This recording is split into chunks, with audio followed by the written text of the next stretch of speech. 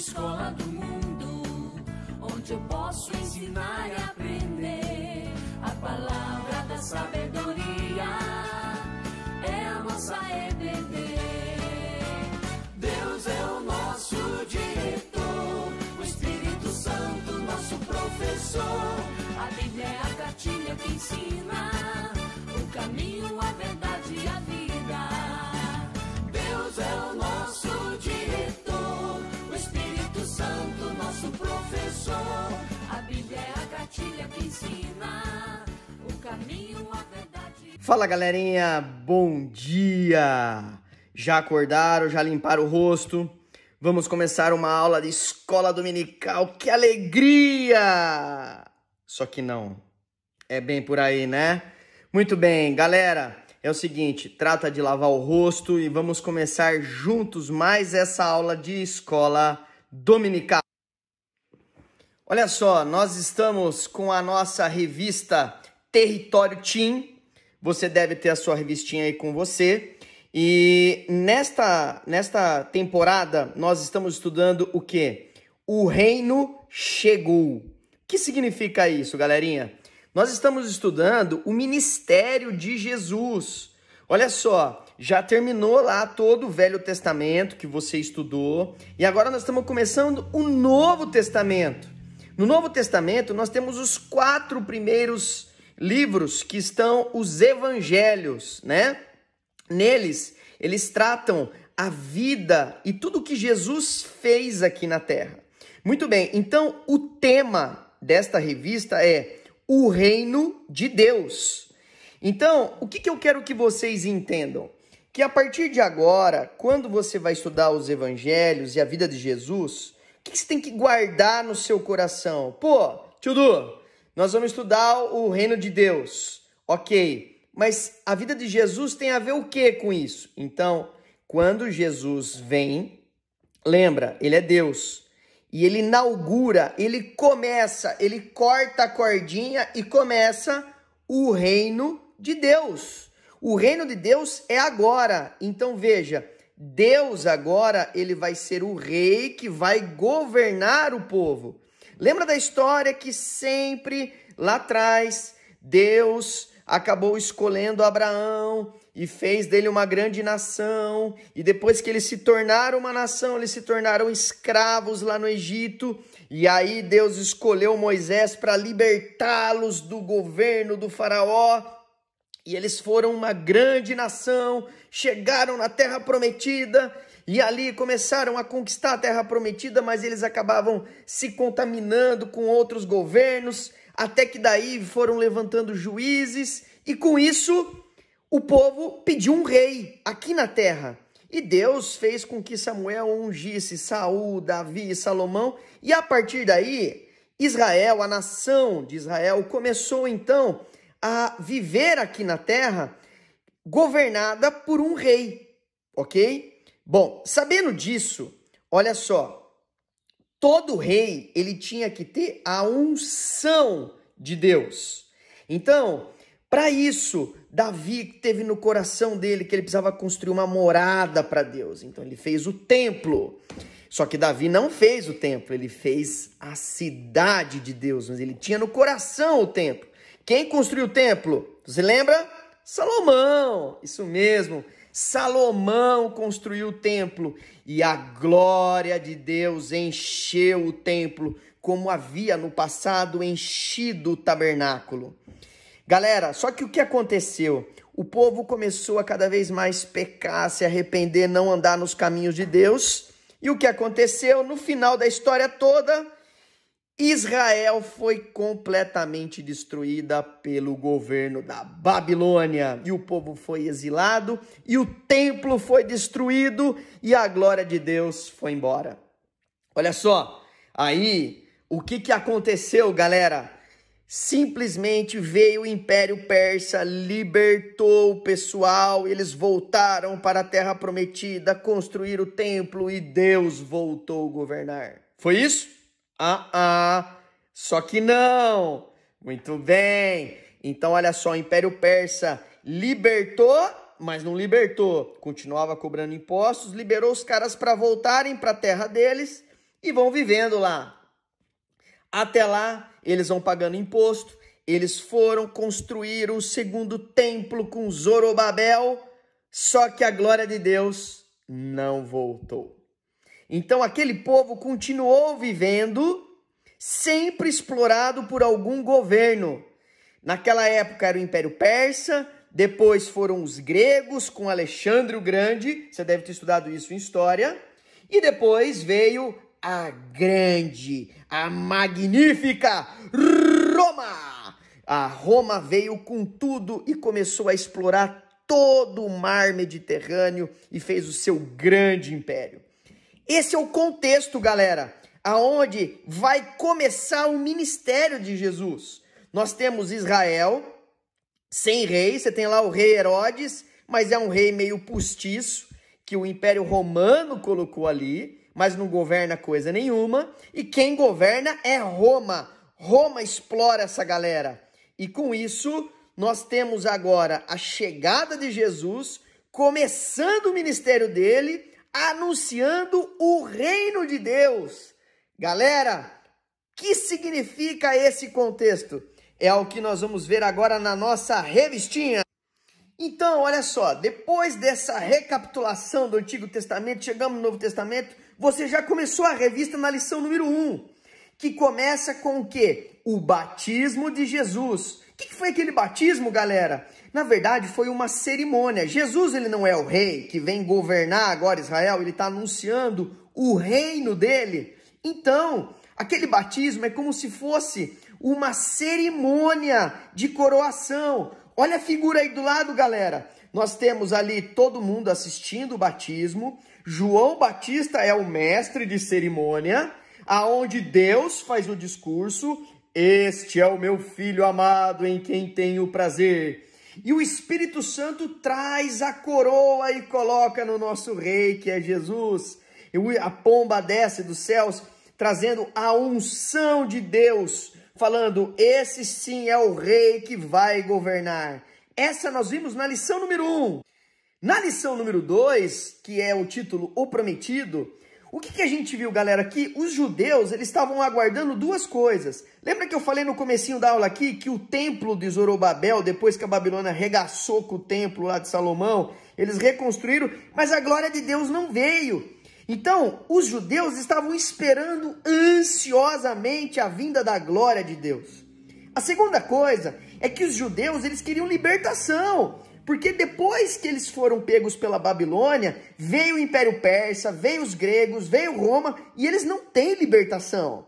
Eles vivem na terra deles, mas eles continuam escravos, de certa forma, sobre a opressão do Império Romano. E eles estão esperando um libertador, um tipo de Moisés, o ungido, o prometido, o Messias, que vai trazer libertação para Israel e vai fazer ela governar todo mundo, arrebentar todo mundo do meio, e Israel vai dominar o mundo. É isso que eles estão esperando. E quem vem? Jesus. Nada mais, nada menos que Jesus. Ele vem com as duas coisas, porque em João capítulo 1, você viu lá, e quem olhou para Jesus viu a glória de Deus. Sabe aquela glória que encheu o templo? Ela está ali em Jesus, galerinha. E depois, na sequência, nós sabemos que Jesus, ele é o rei que vai governar a humanidade. Só que ele vai trazer libertação não só de todos os povos, mas principalmente do pecado, da condenação do pecado e da morte eterna. Na lição número 3, com a chegada do Messias, tá? Começa o quê? O processo de restauração. Veja que eu coloquei aí uma figurinha de um deserto e uma florzinha nascendo. É o início de uma restauração, seja espiritual, libertando a gente do pecado, social, com relacionamentos, trazendo justiça onde tem injustiça, e cultural, dos povos, costumes, comportamentos. O povo vai passar a ter um novo comportamento. Então, nessa lição, nós vimos qual é a restauração que Jesus traz para a nossa vida. Na lição número 4, galera, nós vimos o sobrenatural, que faz a gente entender o quê? Os milagres de Jesus. Gente, Milagre, ele não traz só transformação daquilo que está em caos, tudo destruído em ordem. Ou seja, o milagre transforma doença em pessoa curada. Não é uma coisa só externa. Os milagres, eles apontam como as coisas são quando o reino de Deus começa. Significa assim, olha, vocês estão acostumados como é que acontece aqui na terra quando os homens governam. Eu vou te mostrar como que a vida corre quando Deus governa. Pessoas doentes ficam curadas. Quem é paralítico anda. Aonde tem injustiça, vai haver justiça. O reino de Deus começa mudanças. E por fim, a lição número 5, onde essas mudanças, elas mostram que não é uma mudança só do lado de fora, não é só na nossa realidade, à nossa volta, mas é uma mudança aqui dentro de nós, em 3 locais. Primeiro, é uma mudança da nossa mente. Segundo, é uma mudança do nosso coração. E aí eu começo a ter um arrependimento, galera. Na sequência, eu mudo a minha atitude. Eu mudo o meu comportamento. E eu termino com a minha obediência. Eu começo a mudar a minha vontade, a minha motivação para fazer o que é certo. E eu paro de fazer as coisas, de cumprir os mandamentos, por obrigação. Mas eu começo a fazer isso por amor. Du, beleza, mas cara, você falou muito, é muita informação. E agora? Você recapitulou o Antigo Testamento, recapitulou as 5 primeiras lições da revista. Mas Du, e a sua lição? Então, galera, hoje nós vamos falar da lição número 6. Os mistérios do reino. E qual é o tema da nossa lição?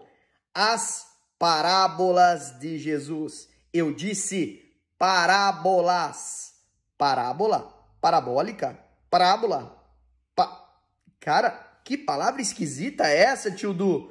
Não tô entendendo, mas o que é parábola? Calma, galera, calma. Vamos agora sintonizar. Parábola, olha que eu coloquei no slide aí. Você pode entender que é uma história ou uma história com uma mensagem. Galerinha, olha só. História, ela traz uma explicação.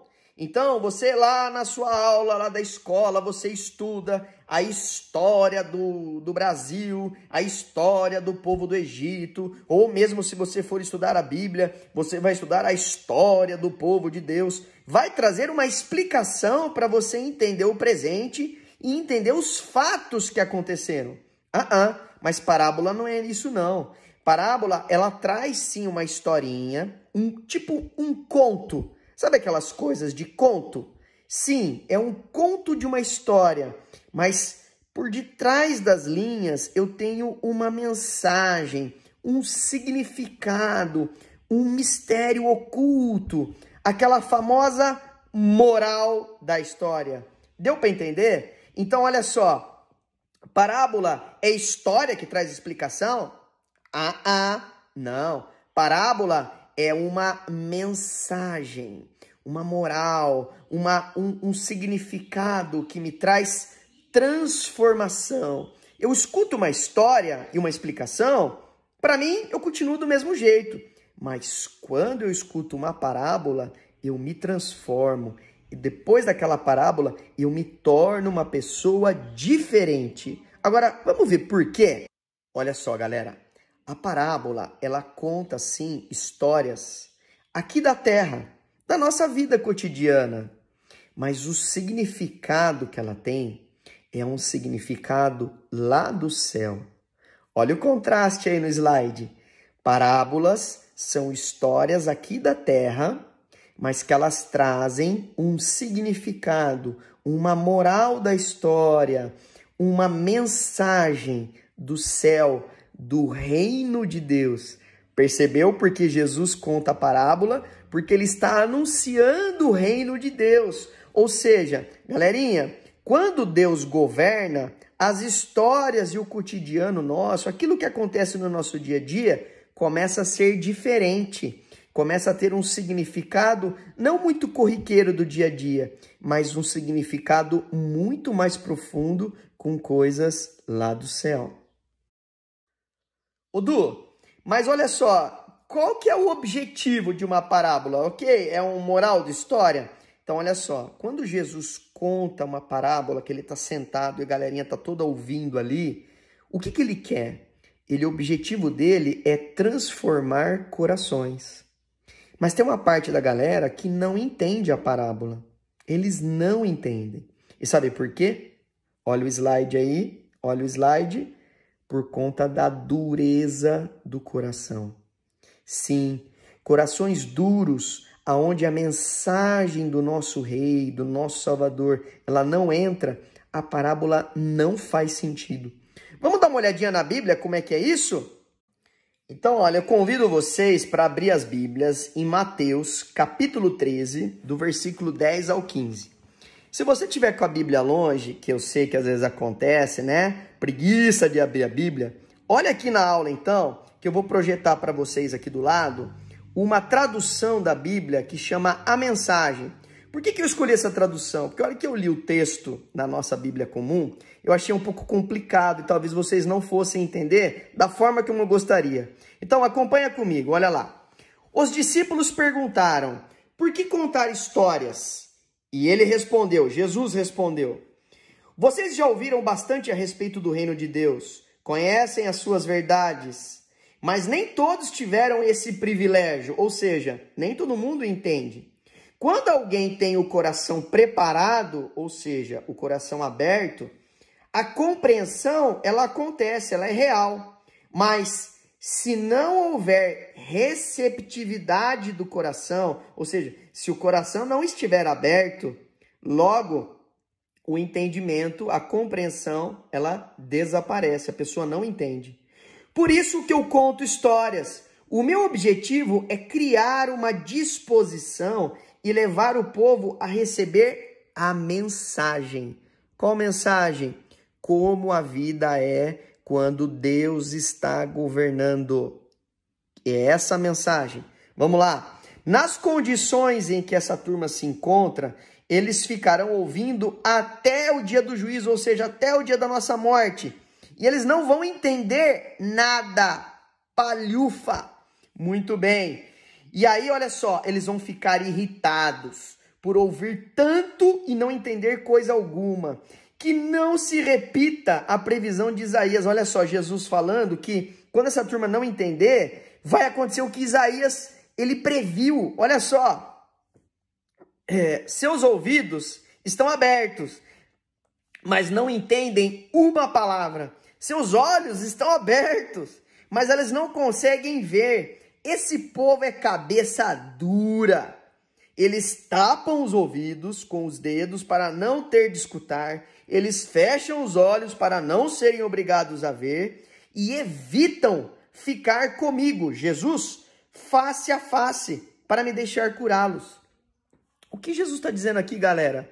Ele está dizendo que muita gente, quando não entende a parábola, é porque está meio bravo, ou está meio desconfiado, ou já está meio irritado, ou se acha o dono da razão, ou ele não concorda. E quando ele escuta a historinha que Jesus está contando, aquele conto, a pessoa ela não entende. Por quê? Porque o coração dela está duro. É isso que o texto está dizendo. Agora, vamos seguir um pouquinho. Olha que bacaninha. Vamos falar aqui agora, nesse slide, alguns exemplos de algumas parábolas. Esses contos de histórias que Jesus contava, né? Que ele dizia para as pessoas que estavam ao lado, né? Para os seus seguidores, para os discípulos. E que para a gente dar alguns exemplos aqui na aula, para você também ter contato com alguns textos da Bíblia que tem essas parábolas. Então, ó, nesse slide que eu coloquei para vocês, eu quero que depois, com calma, durante a semana, você olhar cada textinho aí e ver as parábolas. Parábolas são coisas gostosas para você ler antes de dormir e você refletir naquilo no coração, sabe? Então, olha só, os talentos. Está lá em Mateus 25, 14 e 30. O que ela quer dizer com isso? Ali aquela historinha aonde 3 pessoas receberam talentos.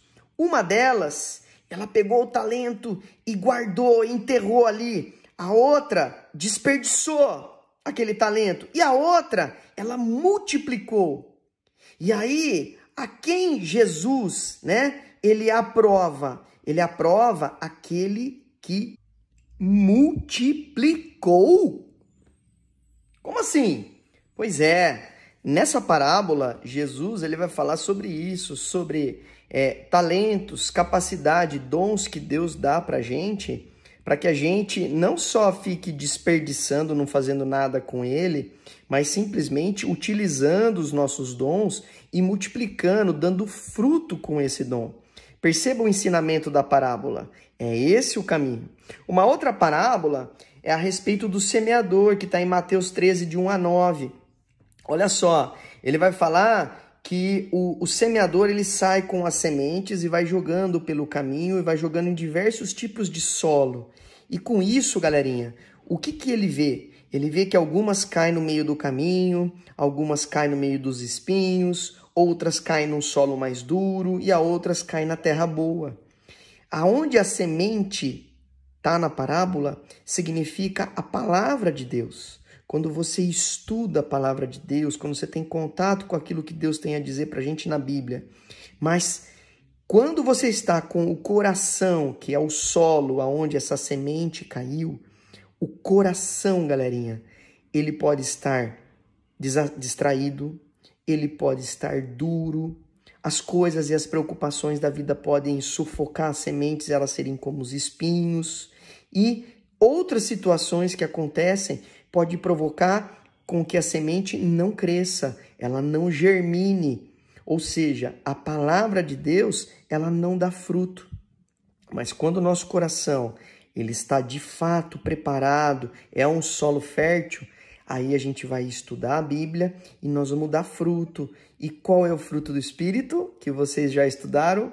Amor, paz, alegria, fidelidade, benignidade, bondade, longanimidade, que é a paciência, né? Vocês estão com paciência comigo? Mansidão e domínio próprio. Isso, então, é a parábola do semeador. E a da ovelha perdida? Olha só a sequência das 3 parábolas. É tudo em Lucas 15. Ó, a ovelha perdida, a moeda perdida e o filho perdido. São parábolas aonde vai dizer que o pastor ele tem 99 ovelhas, mas ele perdeu uma. E ele vai atrás daquela ovelha. Por quê? Porque ela tem valor. Muitas vezes a gente acha que nós não temos valor na vida. E Jesus, cada um de nós tem o seu valor. Deus está sempre pronto para ir te resgatar. A questão é que você tem que estar com o coração aberto para receber o seu pastor.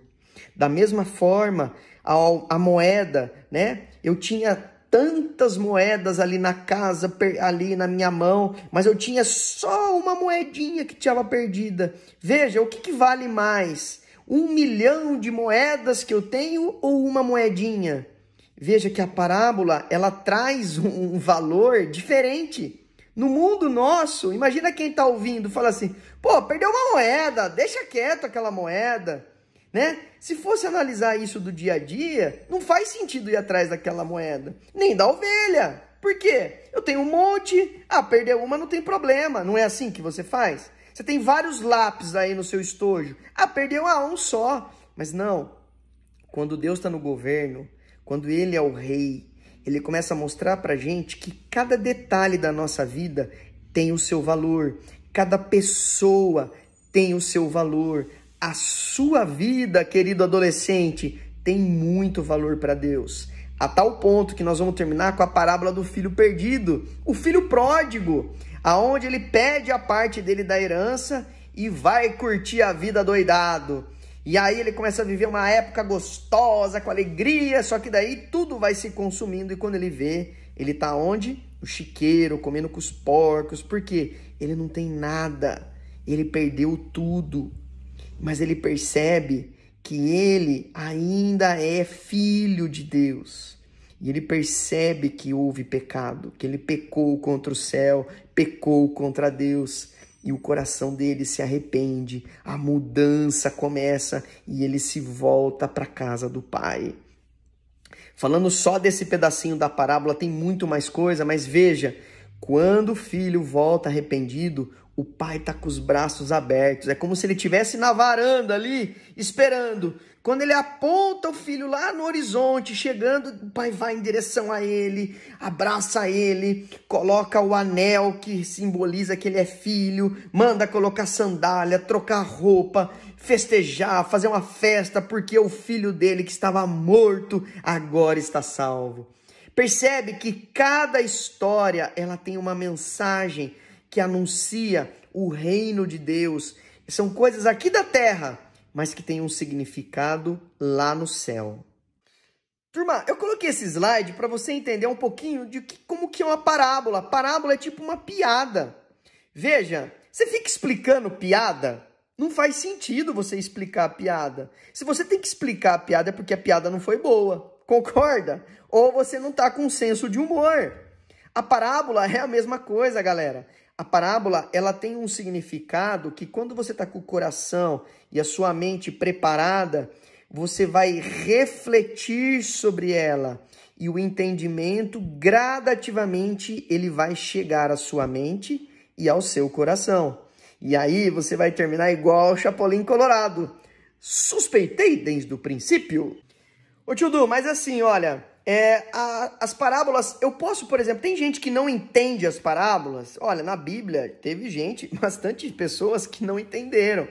Olha só, eu coloquei aí uma historinha aí que tem no Evangelho de João. Você tá vendo de um lado aí a mulher samaritana e do outro lado você tá vendo Nicodemos, tá?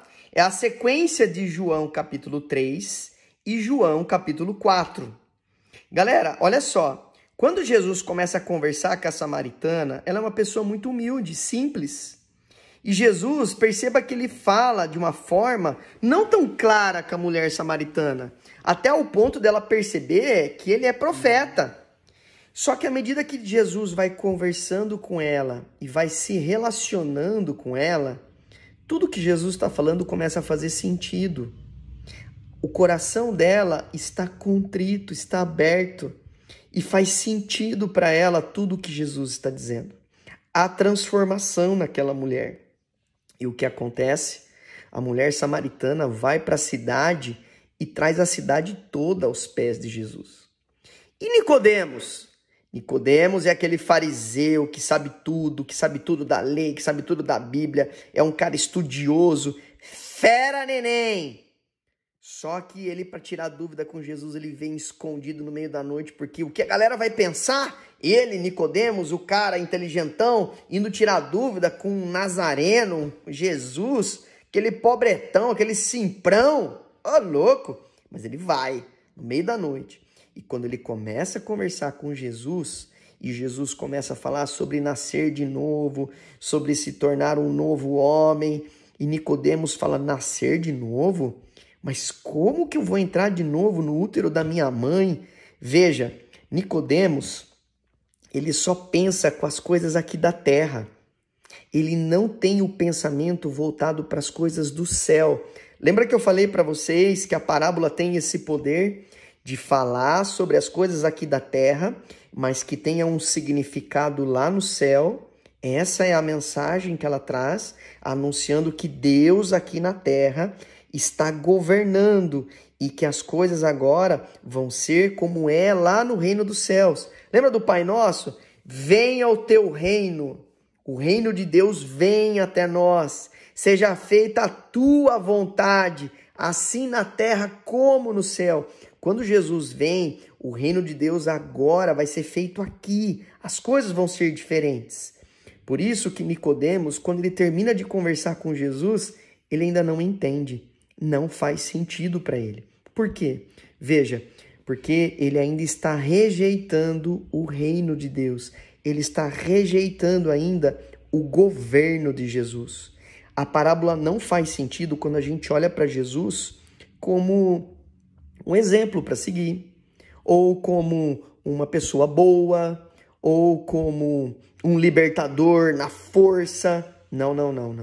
O reino que Jesus anuncia É um reino de um rei que governa a começar do nosso coração.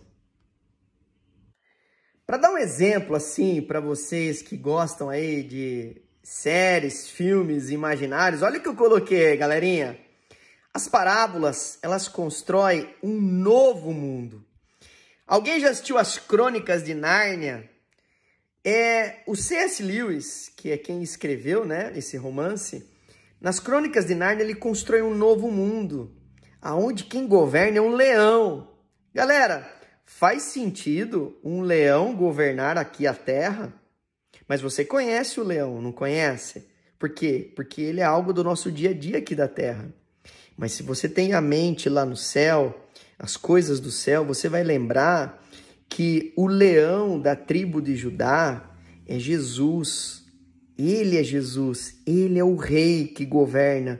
Então, nas Crônicas de Nárnia, nós estamos vendo que o Aslan é Jesus. Ele é quem governa o reino de Deus. E o Senhor dos Anéis, do Tolkien? Vocês lembram? Do Sméagol, o meu precioso anel. Vocês lembram?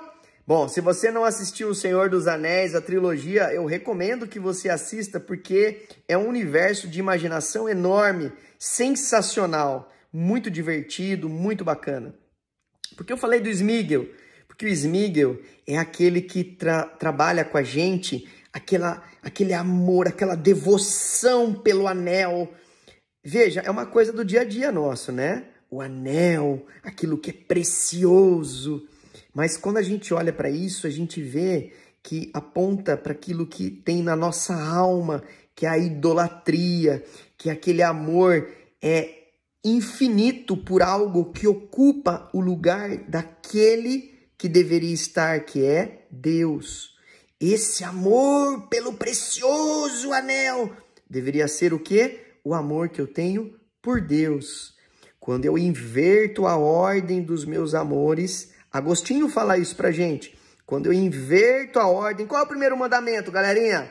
Amar a Deus sobre todas as coisas. Mas quando eu inverto esta ordem, eu começo a ter o quê? Uma idolatria. Eu amo mais o meu PlayStation, eu amo mais o meu Nintendo Switch, eu amo mais os meus amigos do que, por exemplo, eu estudar a Bíblia, de eu ter um relacionamento com Deus. Cuidado, isso está me cheirando idolatria. Então veja, esses mundos imaginários que tanto C.S. Lewis constrói com a Nárnia e o Tolkien constrói com o Senhor dos Anéis, eles nos mostram um mundo que Deus está no comando. Esse é o reino de Deus. Este é o mundo novo que as parábolas anunciam. E qual é a chave para entender o enigma da parábola? Galera, são duas coisas. A primeira delas é o Espírito Santo. Você vai ter entendimento se o Espírito Santo tocar na sua mente, iluminar ela, tocar o seu coração, para que você realmente abra as portas do seu coração, para que a mensagem de Deus entre em você. Agora, perceba, como é que eu vou fazer para que o Espírito Santo entre em mim, que venha em mim, traga essa iluminação? Então, o primeiro passo que eu quero dizer para você é estudando a Bíblia, galerinha. Por isso que nos Salmos a gente vê que a Bíblia, ela é a palavra, e a palavra é lâmpada para a minha vida, lâmpada. Ela é luz para o meu caminho, lâmpada para os meus pés. Veja, ela ilumina, ela traz a presença do Espírito Santo com a gente. Por isso que o estudo da Bíblia, o estudo de escola dominical é muito importante para que você tenha, de fato, um relacionamento com Deus. Sabe, é importante que você leia a Bíblia para você ver a Bíblia, o que a palavra de Deus tem a dizer para você. Às vezes você não entende. Pega uma Bíblia com uma linguagem mais fácil, pede para o seu pai, pede para sua mãe e também converse com Deus. Ore, entra no seu quarto, em secreto, sozinho, Coloque o seu coração. A oração, galerinha, ela tem que ter pelo menos 4 partes. A primeira delas, pedindo perdão pelos seus pecados. A segunda é a parte do agradecimento. A terceira é dos pedidos, mas os pedidos você começa sempre pedindo para os outros. Pede para os outros: Senhor, abençoa minha mãe, abençoa meu pai, abençoa meu cachorro, ajuda meu tio que está doente. E por último, você pede para você. Percebeu as 4 partes? Esse relacionamento com Deus vai ser a chave do sucesso para você entender os enigmas das parábolas. Para finalizar, então, olha só, Marcos capítulo 4, 34. Só para fechar com chave de ouro que eu acabei de falar para vocês. Não lhes dizia nada sem usar alguma parábola. Jesus, né? Falando sempre em parábolas. Quando, porém, ele estava a sós com os seus discípulos, ele explicava-lhes tudo. Galera, a grande sacada é que você tem que estar a sós com Jesus. Busque um relacionamento com Deus. E o universo das parábolas vai deixar de ser histórias que trazem explicações, mas vão ser grandes mensagens que falam de coisas sim daqui da terra, mas com significado do céu e que vai transformar seu coração. Vamos orar? Pai, eu te agradeço, Senhor, por mais essa escola dominical. Agradeço por essa galerinha ter acompanhado a aula até o final com muita paciência. Que cada um aqui, Pai, tenha no seu coração pelo menos algumas palavras-chave da aula, que eles possam entender que a parábola as parábolas não são apenas histórias com explicações, mas que são realmente mensagens que transformam o nosso coração. Que cada um perceba, Pai, que as parábolas contam sim, Pai, coisas aqui da terra, da nossa vida cotidiana, mas que elas trazem um significado do céu, que elas mostram para a gente como a nossa vida deve ser quando Deus está no governo da nossa vida, quando Ele é o Rei. E, por fim, Senhor, esse entendimento nós só vamos ter de fato quando nós tivermos um relacionamento com Deus pleno, estudando a Bíblia, orando e tendo uma vida dentro da igreja. Te agradeço por tudo, Pai. Fica conosco e nos abençoe. Em nome de Jesus. Amém. Tchau, galerinha! Até a próxima!